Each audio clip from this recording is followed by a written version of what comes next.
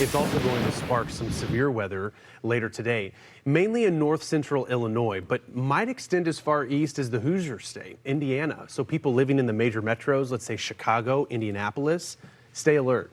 The Storm Prediction Center upgrading that threat overnight for this afternoon to a level 3 out of 5. And where Craig was highlighting Omaha, we're only separated by a few hundred miles here, folks. The fact that we've got a blizzard and then a growing severe threat just a few hundred miles away. That low's dynamic. It's actually tapping into some very dry air. In fact, when you look at the forecast, even for St. Louis, blowing dust today because that air is going to be so dry that some of that dust could be mixing down at the surface. And can confirm, I was back in St. Louis this past weekend, there was dust on vehicles after the storms moved on through.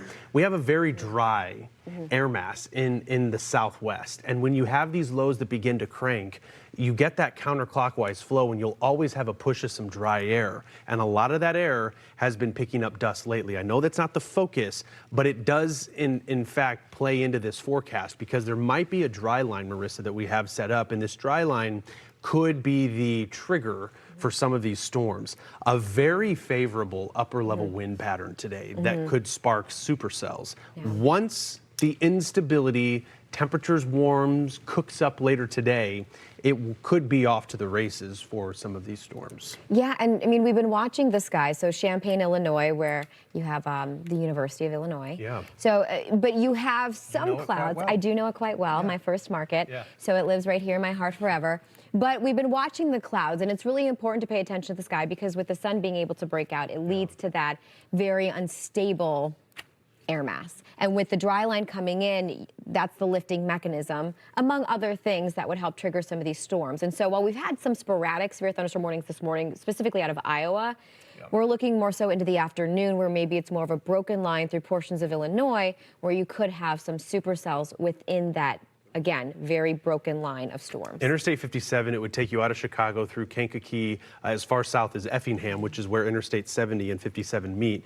That's where we could maybe see the strong tornadoes. The zone here, I mean, it's an important one to pay attention to, especially along Interstate 55, heavily trafficked out of the state's capital of Springfield into Chicago. Peoria's under the threat. Lincoln is. You have that veil, almost those cirrus clouds this morning in Champaign.